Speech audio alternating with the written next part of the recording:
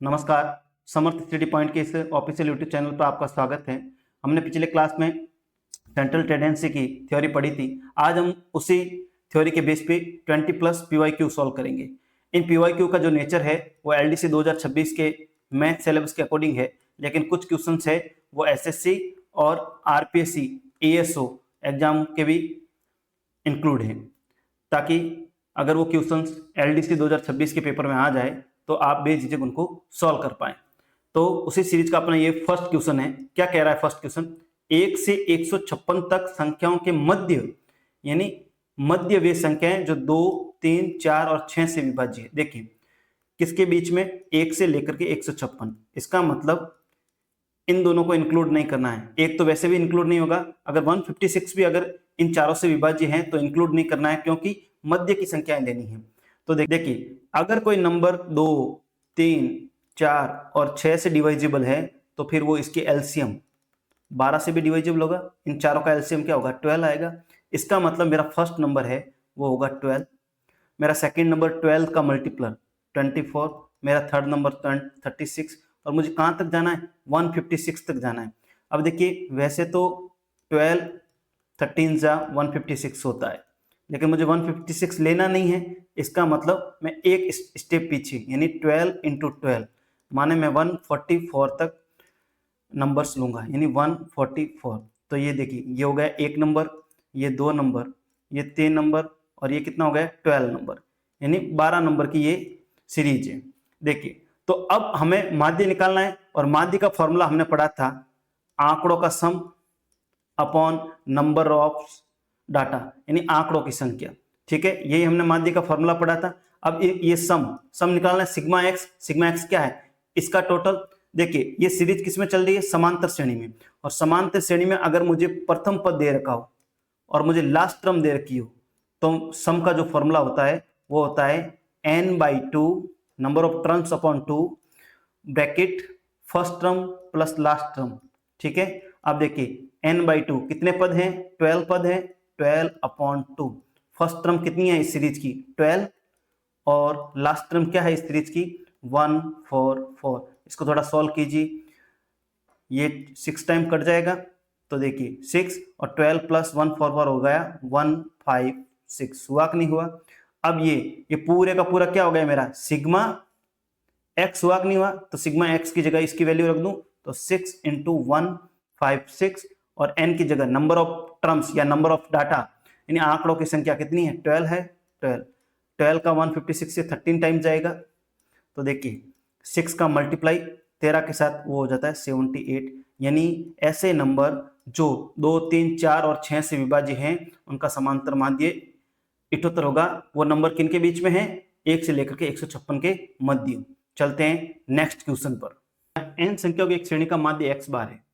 x बार है, इसका मतलब सम ऑफ श्रेणी का सम, यानी मैं मान लेता हूं x संख्याओं का सम अपॉन n।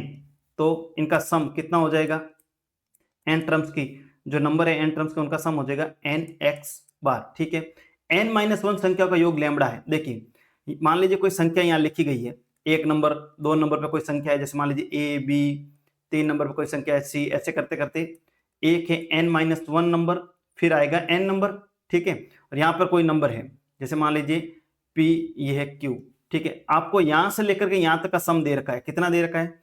वो दे रखा है लैम्बडा, और आपको n नंबर यानी q की वैल्यू पूछिए। n नंबर पे जो टर्म्स है, संख्या है, उसकी वैल्यू पूछिए। तो मैं क्या करूं, यहां से यहां तक के सम मुझे पता है ये रहा, और यहां से यहां तक का सम लैम्बडा वो क्वेश्चन ने दे रखा है। तो यहां से यानी a से लेकर के q तक का जो सम है, उसमें से मैं अगर a से लेकर के p तक यानी n-1 की टर्म तक का सम का लेस कर दूं तो मुझे लास्ट वाली टर्म मिलेगी कि नहीं मिलेगी? यानी मेरे कहने का मतलब है कि nवीं संख्या अगर मुझे चाहिए, nवीं संख्या का मान चाहिए, तो मैं क्या करूंगा? मैं सिग्मा एक्स इसके अंदर लैम्बडा माइनस कर दूंगा। क्यों? ये nवीं टर्म तक की संख्याओं का योग है, ये n-1 तक की संख्याओं का योग है। इनमें दोनों में से अगर nवीं टर्म तक की संख्याओं के योग में से n-1वीं टर्म तक की संख्याओं के योग में से घटाऊंगा तो मुझे लास्टवीं टर्म की वैल्यू मिल जाएगी। तो सिग्मा एफ एक्स कितना है? n एक्स बार माइनस लैम्बडा। तो ये मेरी nवीं टर्म की वैल्यू हो जाएगी। ये मेरा ऑप्शन होगा। कौन सा ऑप्शन? Option B. चलते हैं नेक्स्ट क्वेश्चन पे।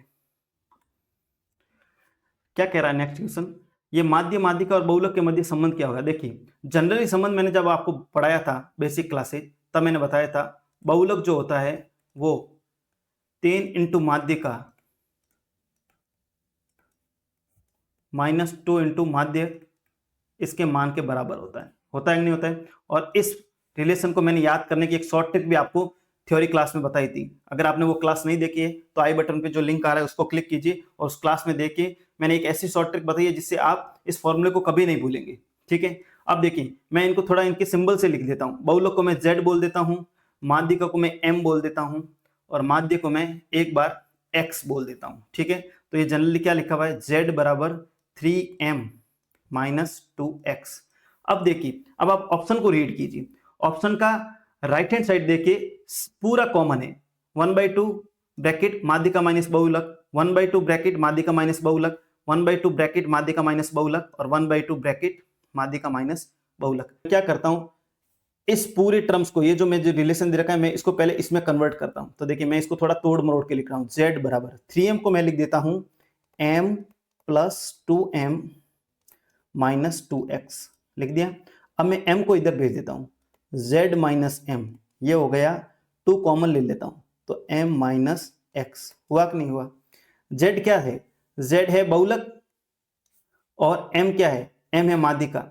यानी हर ऑप्शन के अंदर M - Z लिखा है, लेकिन मुझे चाहिए Z - M, तो मैं साइन चेंज कर देता हूं। तो अगर मैं लेफ्ट हैंड साइड में साइन चेंज करूंगा तो मैं राइट हैंड साइड में भी साइन चेंज करूंगा। तो ये हो जाएगा, अगर मैं साइन चेंज करूंगा तो M - Z, तो ये हो जाएगा 2x - M।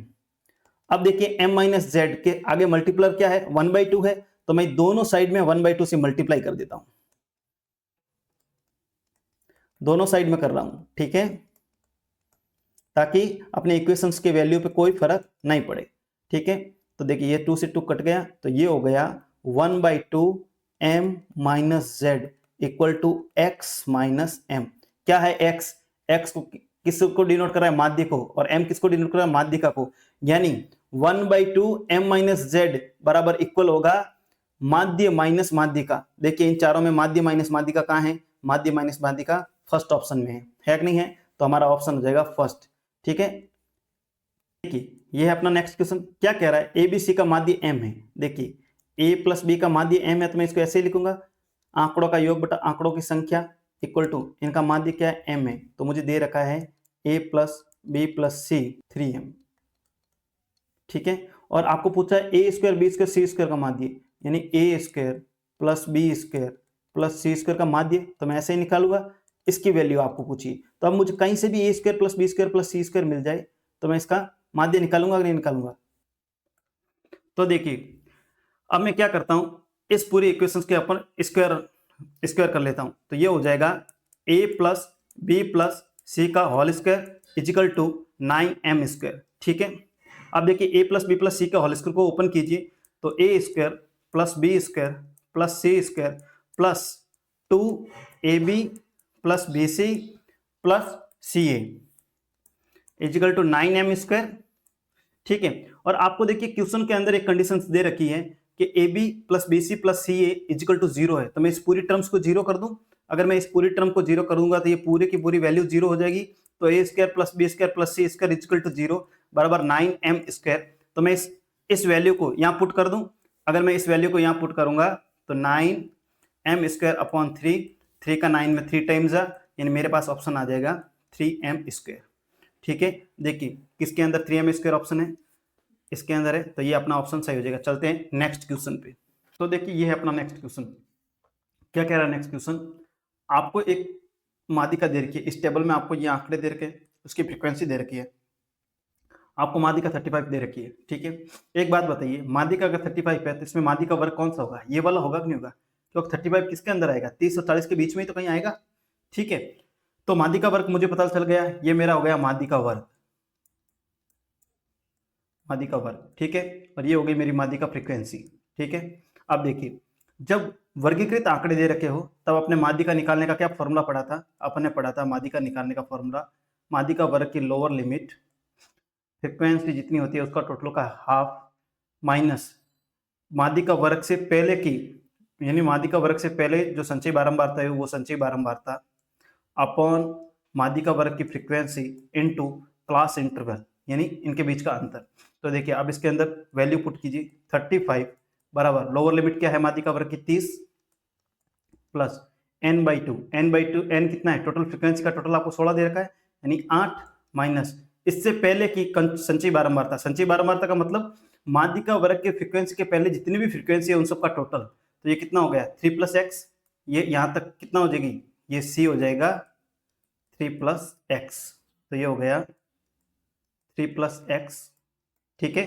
और फ्रीक्वेंसी मादी का वर्ग की फ्रीक्वेंसी कितनी होगी 2 और क्लास इंटरवल 10, ठीक है। अब इसको सॉल्व कीजिए, 35 मैं 30 को उधर ले जाऊं लेफ्ट हैंड साइड में, तो 35 में 30 गया, पीछे बच गया 5 इक्वल टू 8 माइनस, माइनस को ओपन कीजिए, माइनस को अंदर भेज दिया, ब्रैकेट को ओपन किया तो माइनस का 3 और माइनस का x, 8 - 3 5, ये देखिए 2 तो कट गया 5 टाइम्स, तो ये हो गया 5 - x, हुआ कि नहीं हुआ, और ये पूरा का पूरा ब्रैकेट 5 टाइम्स। अब 5 टाइम्स से 5 टाइम्स कट गया, तो ये देखिए इसको मैं थोड़ा इधर लिख रहा हूँ, 1 = 5 - x, तो यहाँ से मेरी x की वैल्यू क्या आ गई, मेरी x की वैल्यू आ गई 4, आई कि नहीं आई, आई। अब x की वैल्यू मुझे मिल गई, y की वैल्यू निकालनी है। अब आप इस लाइन को देखिए, फ्रीक्वेंसी आपको टोटल कितनी दे रखी है 16, इसका मतलब ये पूरी फ्रीक्वेंसी इस सब का टोटल कर दूं तो 1 + 2 3, 3 + 2 5, 5 + x + y, इसकी वैल्यू आपको 16 दे रखी है। अब x की वैल्यू आपने 4 निकाल दी, तो 5 + 4 + y = 16, तो y आ गया मेरा 7, आया कि नहीं आया, यानी x और y की वैल्यू आ गई 4-7, ठीक है। 4-7 किसमें, 4th नंबर ऑप्शन में, आंसर आएगा ये। देखिए 7-4 भी लिखा है, लेकिन पहले किसकी वैल्यू रखी जाएगी, x की, क्योंकि क्वेश्चन में पहले कौन है, क्रमशः में x है और बाद में y है, तो आप गलती से 7-4 पे टिक मत कर देना। ये अपना नेक्स्ट क्वेश्चन क्या कह रहा है, एक परीक्षा में 10 छात्रों के अंक दिए गए हैं, ये आपको मार्क्स दे रखे हैं, ठीक है। अब आपको क्या निकालना है, इसकी माध्यिका निकालनी है, यानी मीडियन निकालना है, बस 10 सेकंड का क्वेश्चन है। सबसे पहले इसको अवरोही क्रम में जमाइए, सीक्वेंस में लिखिए। तो देखिए सबसे छोटी कौन सी है 11, फिर है 12, फिर है 14, फिर उसके बाद है 18, फिर है 22, उसके बाद 26, फिर 30, 32, 35 और 41। लेकिन असेंडिंग ऑर्डर में जमा दिया। अब देखिए नंबर ऑफ टर्म्स कितनी है, 1 2 3 4 5 6 7 8 9 10, 10 है, इसका मतलब इवन फॉर्म में है, इवन फॉर्म में है तो मैं n/2 इसका इस टर्म्स की वैल्यू प्लस n/2 + 1 इस टर्म्स की वैल्यू अपॉन 2 करूंगा। यानी कहने का मतलब है अगर ये 10 है, ठीक है, नंबर ऑफ टर्म्स, इसका डिवाइड बाई 2 कितना हो गया 5, तो 5 नंबर की वैल्यू प्लस 6 नंबर की वैल्यू लेकर के उसका डिवाइड बाई 2 कर दूंगा। 5 नंबर की वैल्यू कितनी है 22, 6 नंबर पे कौन है 26, तो इन दोनों की वैल्यू 22 + 26 अपॉन 2, तो ये देखिए कितना हो गया, ये हो गया 48/2 यानी 24, तो अपना आंसर आ जाएगा सेकंड नंबर ऑप्शन। तो ये है अपना नेक्स्ट क्वेश्चन, क्या कह रहा है, 5 आपको ऑब्जर्वेशन दे रखा है, यानी 5 डाटा दे रखा है सीक्वेंस में, ठीक है, उनका माध्य 11 है। तो देखिए क्या होता है माध्य, आंकड़ों का सम x, x + 2 + x + 4 + x + 6 + x + 8, आई बात समझ में, इनका आपको सम करना है। डिवाइड बाई ऑब्जर्वेशन नंबर कितने हैं 1 2 3 4 5, 5 है 5, तो ये टोटल कितना हो गया x 1 2 3 4 और 5, तो ये हो गया 5x + 2 + 4 + 6, 6 4 10, 10 12, 12 8 20, 20 = 55। मैं ऐसा लिख सकता हूँ, 5 को इससे क्रॉस मल्टीप्लाई कर दिया, तो मेरे यहाँ से देखिए 5x कितना आ गया, तो x आ गया मेरा 7। अब x की वैल्यू 7 आ गई, तो फर्स्ट ऑब्जर्वेशन मेरा 7 है, फिर 9 है, फिर मेरा कितना हो जाएगा 11, फिर 13 और फिर मेरा हो जाएगा 15, यही है। अब आपको क्या दे रखा है कि 3 फ्रैक्शन, प्रथम के 3 फ्रैक्शन 7 + 9 + 11, इनका माध्य निकालना है। तो देख लीजिए 20 और 7 27, 27/3 = 9, तो अपना आंसर है 9 ऑप्शन बी। चलते हैं नेक्स्ट क्वेश्चन पे। अपना नेक्स्ट क्वेश्चन क्या बोल रहा है, 3 समूहों का समांतर माध्य आपको दे रखा है, यानी मान लीजिए x बार 1 आपको दे रखा है 25, x बार 2 आपको दे रखा है 10 और x बार 3 वो आपको दे रखा है 15। नंबर ऑफ टर्म्स आपको दे रखी है, यानी n1 दे रखा है आपको 200, n2 दे रखा है आपको 250 और n3 वो दे रखा है 300। अब आपको इस पूरे का जो डाटा आपको दे रखा है इनका कंबाइंड समांतर माध्य निकालना है। यानी तो कंबाइंड निकालने का जो फॉर्मूला होता है वो होता है x बार बराबर फर्स्ट समांतर माध्य इनटू उसका ऑब्जर्वेशन से मल्टीप्लाई, सेकंड समांतर माध्य इनटू उसका सेकंड ऑब्जर्वेशन से मल्टीप्लाई, प्लस थर्ड समांतर माध्य जो उसका ऑब्जर्वेशन नंबर है उसका साथ multiply upon n1 plus n2 plus n3 number of observation. ठीक है, अब देखिए तो इस यहाँ में मैं यहाँ रख रहा हूँ इस वैल्यू को, ये हो जाएगी x bar is equal to x1 कितना है 25 इंटू n1 कितना है 200 plus 10 into 250 plus 15 into 300 upon 200 plus 250 plus 300। इन सबको सॉल्व करो तो ये कितना हो जाएगा 5000 और ये कितना हो जाएगा 2500, 2500 और 5000 7500, 7500 और 4500 12000। डायरेक्ट आप देखिए कैलकुलेशन थोड़ी फास्ट रखिए। और ये कितना हो गया 250 प्लस 300 550, 550 और 200 हो गया आपका 750। ठीक है, देखिए 0 से 0 कट, 25 से काटिए 3 बार, ये 48 टाइम्स। ठीक है, 3 को 48 टाइम्स 16 टाइम, तो जो कंबाइंड एक्स बार है वो यानी माध्य है वो आ गया 16 टाइम 60। ठीक है, कुछ आंकड़े दे रखे हैं उनसे माध्य विचलन ज्ञात करना है। माध्य का से किससे, मैंने आपको 3 फॉर्मूले पढ़ाए थे, माध्य से माध्य विचलन, माध्य का से माध्य विचलन और बहुलक से माध्य विचलन। अगर माध्य का से माध्य विचलन ज्ञात करना है तो मैंने आपको फॉर्मूला पढ़ाया था, वो था सिग्मा एक्स आई माइनस एम एब्सोल्यूट वैल्यू उसकी विचलन का फॉर्मूला। तो सबसे पहले मैं क्या करता हूं, ये माध्य विचलन निकालूं, यानी एब्सोल्यूट वैल्यू एक्स आई माइनस एम।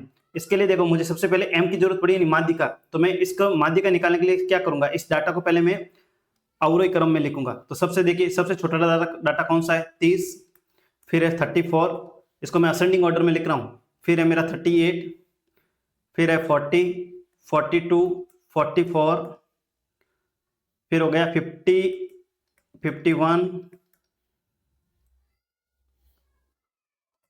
60 और 66। देखिए कोई बचा तो नहीं है। ठीक है, 1 2 3 4 5 6 7 8 9 10 नंबर ऑफ टर्म्स कितनी है, इवन है, इवन है इसका मतलब n/2, n/2 10 है, इवन है इसका मतलब क्या हो गया, नंबर ऑफ टर्म्स 10 है तो 10/2 यानी 5 नंबर वाली टर्म्स और 6 नंबर वाली टर्म्स लेकर के उसका मैं डिवाइड बाई 2 कर दूंगा। तो देखिए 5 नंबर वाली टर्म्स 42 हो गया, 6 नंबर वाली टर्म 44 हो गया, तो ये हो गया 42 प्लस 44 अपॉन 2। ये मैं माध्य निकाल रहा हूं अभी तो ये कितना हो गया 86 अपॉन 2, तो ये हो गया 43। तो माध्य देखिए क्या आ गया, माध्य आ गया मेरा 43। अब इस माध्य से मैं सबका विचलन ज्ञात कर लूं, तो देखिए सबसे पहले मैं 30 से करता हूं, तो मैं देखिए विचलन ज्ञात कर रहा हूं, x यानी x बार की जगह x की जगह क्या रखूंगा 30 माइनस m 43, कितनी आ गई वैल्यू 13 आई कि नहीं आई 13, फिर 60 34 से तो 34 माइनस 43। ठीक है, अगली टर्म में 38 43, तो ये कितनी वैल्यू आ गई 5, फिर है आगे की वैल्यू 40 माइनस 43, तो एब्सोल्यूट वैल्यू इसकी कितनी आ गई 3, फिर आगे है 42 माइनस 43 1, फिर है 44 माइनस 43 कितनी 51 माइनस 43, ये आ गई 8, 60 माइनस 43 ये आ गई 17 और एक वैल्यू बच गई 66 माइनस 43, तो ये आ गई 7623। अब इन सब का सम कर दीजिए, इस पूरे का सम कर दीजिए। देखिए 13 और 9 कितने हो गए 22, 22 और 5 27, 27 और 3 30, 31 32 37 39, 39 और 8 ये हो गए आपके 47, 47 और 23 ये हो गए आपके 70, 70 और 17 87, 87, यानी इस पूरे की वैल्यू आ गई 87, आई कि नहीं आई? इस पूरे की वैल्यू आ गई 87 और नंबर ऑफ टर्म्स कितने हैं 10, तो मेरा आंसर आ गया 8.7, आया 8.7 ऑप्शन ए। नेक्स्ट क्वेश्चन क्या कह रहा है, 10 ऑब्जर्वेशन का माध्य 16 है, तो टोटल सम ऑफ ऑब्जर्वेशन क्या होगा? Sum of observation, sum of data बोलो, सम ऑफ ऑब्जर्वेशन बोलो या सिग्मा एक्स बोलो, वो कितना होगा 10 × 16 यानी 160 होगा कि नहीं होगा? अब इस 160 के अंदर दो डाटा है जो गलत लिख दिए, 8 और 7, उनका सम करके जोड़ दिया, लेकिन लिखना 4 और 6 चाहिए था। देखिए बिना पेन पेपर उठाए भी आप शॉर्ट ट्रिक से भी इसको कर सकते हैं। ऑप्शन को देखिए कैसे, देखिए 8 और 7 का टोटल कितना होता है 15, 6 और 4 का टोटल कितना होता है 10। इसका मतलब गलत डाटा जब मैं लिखा तो इस 60 के अंदर ये 15 जुड़ा हुआ है और मुझे 15 घटाना है और 10 जोड़ना है, तो ओवरऑल देखिए -5 ही हो रहा है ना, यानी जो डाटा था उसके अंदर से 5 कम ही हो रहा है, 155 हो रहा है। जब पहले जब डाटा था गलत डाटा, उसका सम था वो था 160 और जो सही डाटा है वो है 155, ठीक है, उनका योगफल। तो इसका मतलब ओवरऑल 5 कम ही हो रहा है, तो फिर माध्य भी तो ओवरऑल कम ही होगा। तो देखिए सब ऑप्शन में देखिए 16 से कम कौन सा ऑप्शन है, ओनली फॉर ऑप्शन 1 है। ये 3 ऑप्शन तो कट गए, यानी जब ओवरऑल सम ही कम हो रहा है तो माध्य कैसे बढ़ सकता है? माध्य भी ओवरऑल कम ही होगा। लेकिन अब अपन इसको थोड़ा सा तरीके से करते हैं। देखिए तरीके से ये हो गया 155 डाटा हो गया, अब इस 155 के अंदर 10 का डिवाइड दे देंगे तो 15.5 ही आएगा, आएगा कि नहीं आएगा? लेकिन यहां तक आने से पहले हम यहां से भी क्वेश्चन को डिसाइड कर सकते थे। ओवरऑल अगर -5 घट ही रहा है तो माध्य भी कम ही होगा, तो एक ही ऑप्शन बचता है, वो होता है 15.5। क्या कह रहा है मेरा नेक्स्ट क्वेश्चन, किसी आवर्ती के वितरण में माध्य और माध्य का 52 है, यानी मेरा जो माध्य है वो है 52 और मेरी जो माध्य का है m है वो 55 है, तो बहुलक ज्ञात कीजिए। मैंने अभी आपको एक रिलेशन पढ़ाया z बराबर 3m - 2x बार, यही बताया 3m कितना हो गया 55 - 2x कितना हो गया 52। देखिए 55 का ये कितना हो गया 165 और ये 52 कितना हो गया 104, ठीक है, तो ये कितना बच गया 61, ठीक है। तो ओवरऑल मेरा जो आंसर आएगा वो आएगा 61। ये है अपना नेक्स्ट क्वेश्चन। क्या कह रहा है नेक्स्ट क्वेश्चन, संख्याओं के किस समूह का माध्य का बहुलक समान है? इसका कहने का मतलब है x बार, m और z माध्य का और बहुलक कौन से ऑप्शन का है, वो तीनों का समान है। देखिए क्या होता है, पहले सबका मैं x, देखिए इसका x बार निकालिए तो ये कितना हो गया, इन सबका सम कीजिए, 8 + 4 12, नंबर ऑफ टर्म्स 5, ये हो गया 2.4। देखिए तो लेकिन इसके देखिए माध्य बहुलक क्या है 2 आ रहा है, यानी ये ऑप्शन हो नहीं सकता, 2.4 और 2 समान नहीं है। अब देखिए सेकंड ऑप्शन पे चलिए, इनका एवरेज निकालिए, 5 3 8, 8 3 11, 11 3 14, 14 1 15, 15 divide by number of terms 5 है तो आ गया 3, तो एवरेज तो आ गया 3, यानी x बार 3 आ गया। अब देखिए सबसे ज्यादा फ्रीक्वेंसी किसकी है 3 की है, तो मेरे पास बहुलक भी आ गया 3। अब देखिए इसका, देखिए ये असेंडिंग ऑर्डर में है 1 3 3 3 3 5, तो इसका मिड पॉइंट क्या है 3 है, इसका मतलब मेरा मीडियन भी आ गया 3, तो इसका एवरेज भी 3, यानी मीन भी 3, मोड भी 3 और मीडियन भी 3, तीनों समान है, इसका मतलब मेरा ऑप्शन सेकंड सही होगा। ये है अपना नेक्स्ट क्वेश्चन। क्या कह रहा है नेक्स्ट क्वेश्चन, आपको निम्न सारणी से बहुलक ज्ञात करना है, यानी आपको x दे दिया, फ्रीक्वेंसी दे दी, ठीक है। अब आपको क्या ज्ञात करना है, इससे बहुलक निकालना। सबसे पहले देखिए किस क्लास की फ्रीक्वेंसी सबसे ज्यादा है, वो बहुलक वर्ग होगा, तो 45 है, इसका मतलब मेरा बहुलक वर्ग हो गया 10 और 20, ये हो गया मेरा बहुलक वर्ग। अब सबसे पहले फॉर्मूला रखिए, क्या होता है फॉर्मूला बहुलक का, जब क्लास के अंदर क्लास इंटरवल में डाटा दे रखा हो तब मेरा फॉर्मूला होता है lower limit plus f1 minus f0 upon 2f1 minus f0 minus f2 और इनटू h, ठीक है।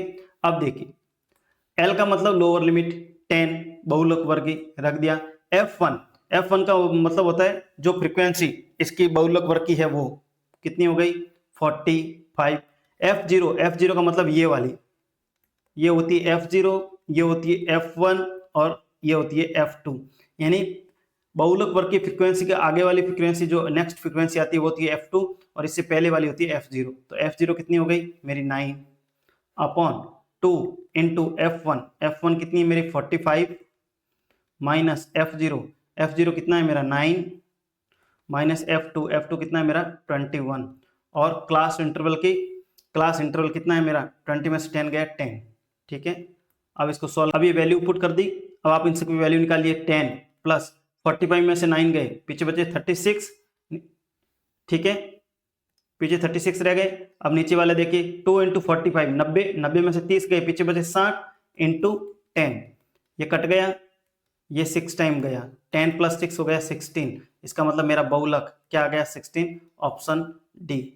देखिए क्या कहता है, किसी श्रेणी का बहुलक मूल्य क्या होता है, क्या होता है बहुलक मूल्य, जिसकी फ्रीक्वेंसी सबसे ज्यादा हो, यानी सर्वाधिक आवर्ती वाला मूल्य है जिसकी फ्रीक्वेंसी सबसे ज्यादा हो। यानी बहुलक जो होता है वो तो है, बहुलक वो होता है जिसकी फ्रीक्वेंसी सबसे ज्यादा हो, माध्यिका जो मध्य में हो, डाटा एकदम सीक्वेंस में अगर जाऊं असेंडिंग या डिसेंडिंग ऑर्डर में उसके मध्य में, और माध्य यानी एवरेज यानी सबका sum of data upon number of data, ठीक है। चलते हैं नेक्स्ट क्वेश्चन पे। एक सममित वितरण के लिए बहुलक माइनस माध्यिका यानी दोनों का अंतर क्या होगा, ये थोड़ा सा डेप्थ क्वेश्चन है जो एसएससी या एएसओ आरपीएससी एएसओ में आता रहता है, ठीक है। अब देखिए मैं आपको 3 तरह के रिलेशन बताता हूँ ग्राफिकल, ठीक है, डाटा के बेस पे। देखिए इनके बीच में अगर मैं ग्राफ बनाना चाहूँ, किस किन के मध्य, मेन यानी माध्य, मीडियन यानी माध्यिका, और मोड बहुलक के बीच में। देखिए 3 टाइप के ग्राफ होते हैं, एक होता है सिमेट्रिकल,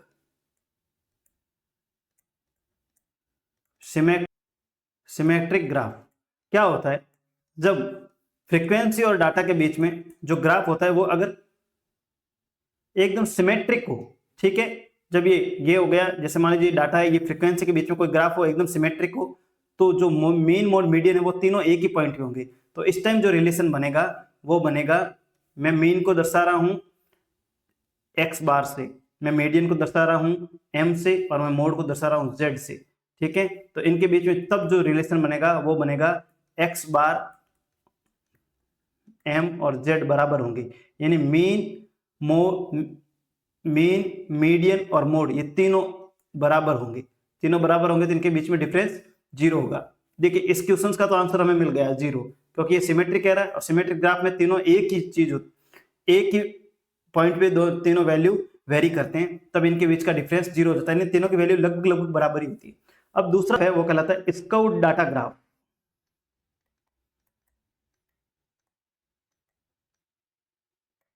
ठीक है। इसमें भी 2 टाइप के ग्राफ बनते हैं, एक पॉजिटिव और एक नेगेटिव। ये क्या होता है, देखिए पॉजिटिव के अंदर जो ग्राफ बनता है फ्रीक्वेंसी और डाटा के बीच में, वो थोड़ा सा लेफ्ट साइड सेंट्रिक होता है, और ये पूंछ लंबी होती जाती है, ये फ्रीक्वेंसी ये आंकड़े, ठीक है।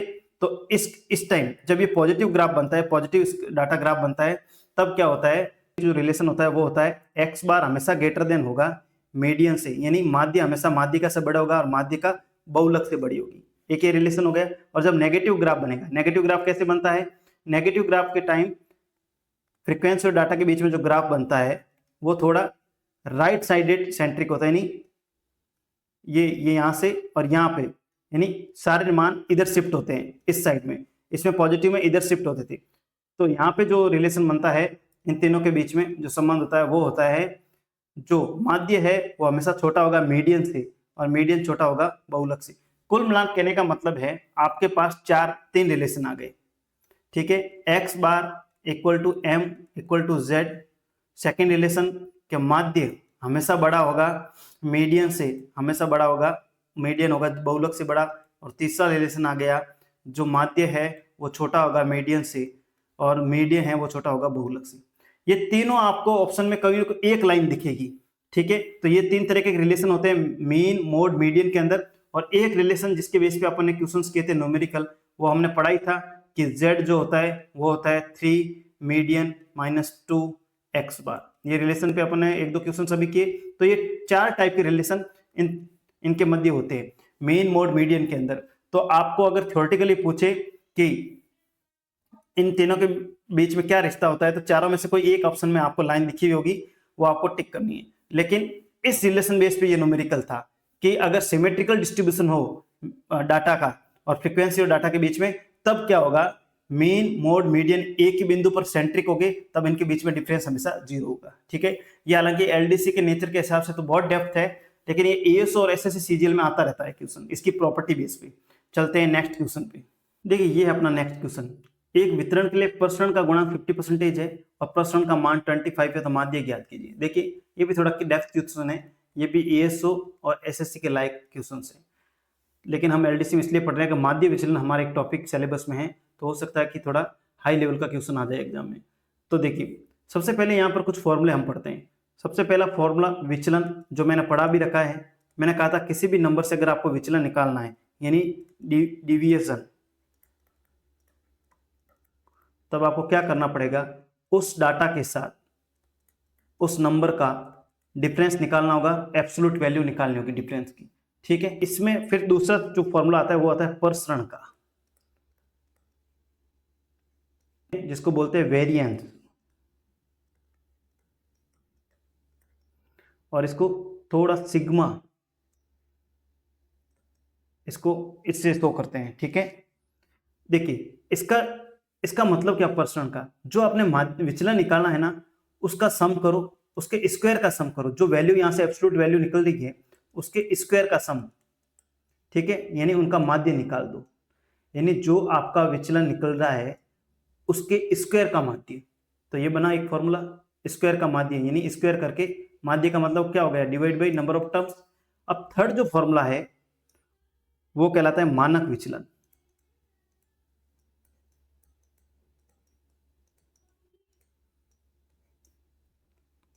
जिसको बोलते हैं स्टैंडर्ड डेविएशन।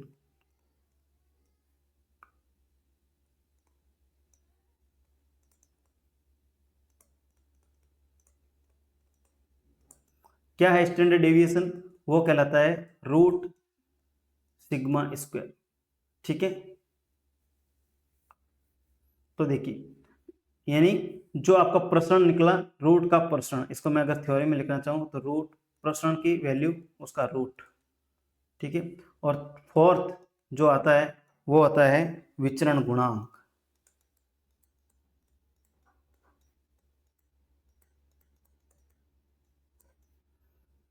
ठीक है, इसको बोलते हैं कोएफिशिएंट ऑफ वेरिएंस।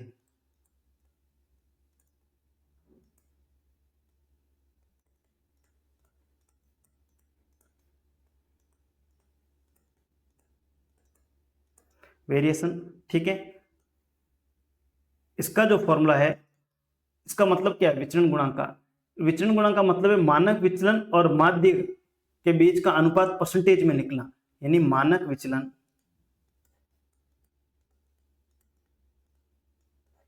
और माध्य यानी माध्य, इनका अनुपात का परसेंटेज में लिखना, ये इसका फॉर्मूला है।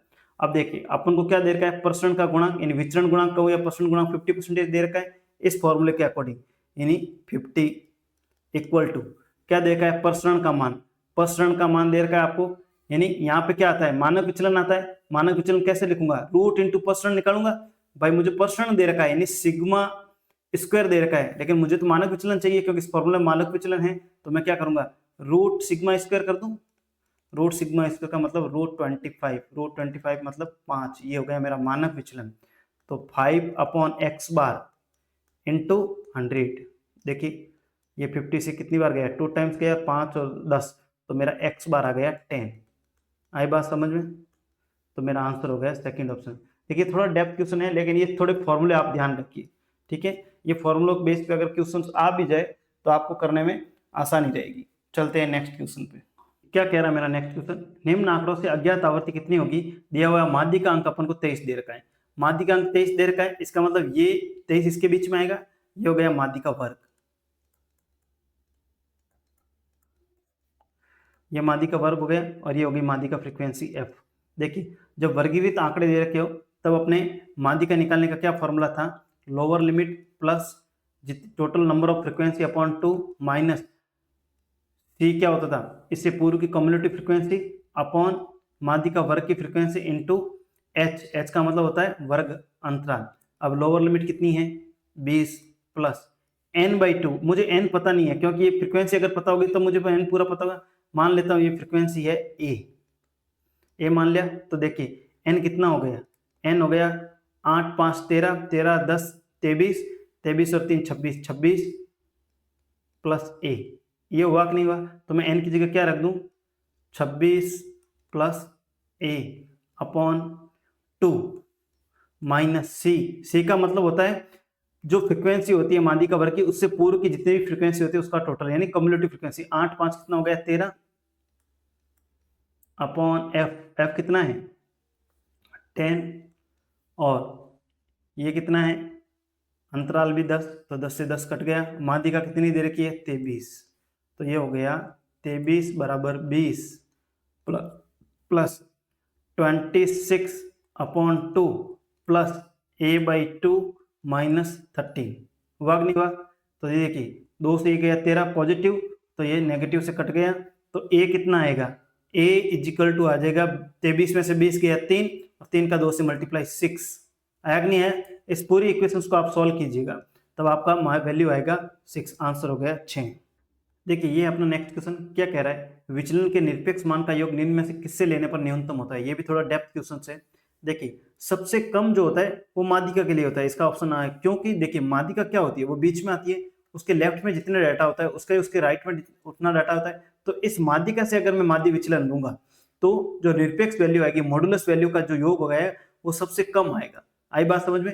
यानी माध्यिका से जो डिस्टेंस आएगी, माध्य विचलन का योग आएगा वो सबसे कम आएगा, यानी वेरिएंस, यानी इधर उधर जो फैलाव है डाटा का किसी संख्या के साथ, यानी वो संख्या कौन सी होगी, माध्यिका होगी जिसका फैलाव सबसे कम होगा, तो वो विचलन के निरपेक्ष मान का योग निम्न किससे लेने पर न्यूनतम होगा, तो माध्यिका से। ठीक है, ये आप थोड़ा।